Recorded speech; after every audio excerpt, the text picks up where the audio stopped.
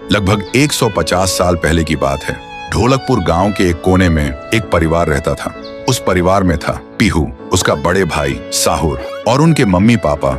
एक सुबह पीहू और साहुर घर के बाहर खेल रहे थे और अंदर उनकी मम्मी किचन में खाना बना रही थी। वो थोड़ी जल्दी में थी और तभी अचानक उनके कपड़ों में आग लग जाती है। वो चीख चीख के चिल्लाने लगती हैं। पीहू और साहुर मम्मी की चीख सुनकर भागकर अंदर आते हैं और जैसे ही मम्मी को जलते हुए देखते हैं वो चिल्लाते हैं, पापा जल्दी आओ पापा। पापा भागकर आते हैं, लेकिन मम्मी को बचाने के लिए जैसे ही हाथ बढ़ाते हैं उनके कपड़ों में भी आग पकड़ लेती है और कुछ ही सेकंड्स में दोनों जलकर राख हो गए।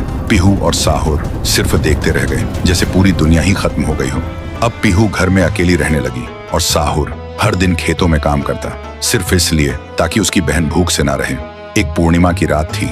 साहुर खेतों से काम करके घर लौट रहा था। तभी उसकी नजर जाती है एक घर की खिड़की पर। वो देखता है एक आदमी किसी का खून कर रहा था। ये देखते ही साहुर के पैर कांपने लगे और जैसे ही वो पीछे मुड़ता है एक और आदमी हाथ में खंजर लेकर खड़ा था। वो आदमी बिना कुछ कहे साहुर पर वार कर देता है। फिर गांव के लोगों को इकट्ठा करते हैं और वही आदमी चिल्लाता है, ये लड़का मेरे घर में घुसकर चोरी कर रहा था और जब मैंने रोका तो मुझे ही मारने की कोशिश की। अब आप लोग ही बताओ इसके साथ क्या किया जाए। गांव वाले गुस्से से भड़क उठते हैं और चिल्ला के कहते हैं, इसे उस पेड़ पे जिंदा उल्टा लटका दो। साहुर गिड़गिड़ाता है, मैं बेकसूर हूँ, मैंने कुछ नहीं किया। लेकिन गांव के किसी ने भी उसकी एक ना सुनी। उधर उसकी बहन रात भर उसका इंतजार करती रही और सुबह जब वो उसे ढूंढने निकली तो देखती है उसका भाई गांव के बीच वाले सूखे पेड़ से उल्टा लटका हुआ है। ये देखते ही पीहू टूट जाती है, जोर जोर से चीखने लगती है और उसकी चीख पूरे गांव में गूंज जाती है। फिर गांव वाले पीहू को भी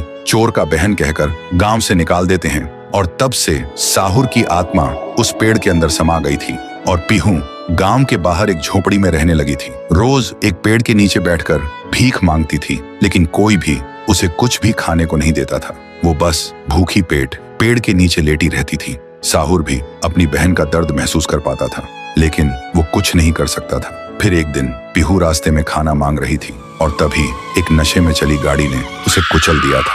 तब से पीहू एक भूखी आत्मा बन गई जो हर गांव में भटकती थी, सिर्फ एक ही बात कहकर, मुझे भूख लगी है। ये सब याद करते ही तुंग तुंग तुंग साहुर की आंखों से आंसू टपकने लगते हैं और तभी उसे एक आवाज सुनाई देती है। भैया, भैया, और बिना कुछ सोचे तुंग तुंग तुंग साहुरा उस सूखे पेड़ के अंदर से निकलता है और अंधेरे में सीधा उस आवाज की तरफ चल पड़ता है। तो दोस्तों, अगर आप चाहते हो कि अगले पार्ट में पीहू, गुड़िया और तुंग तुंग तुंग साहुर की पावर दिखाई जाए तो इस वीडियो को 2 लाख लाइक्स तक पहुंचाओ, तभी आएगा असली तांडव।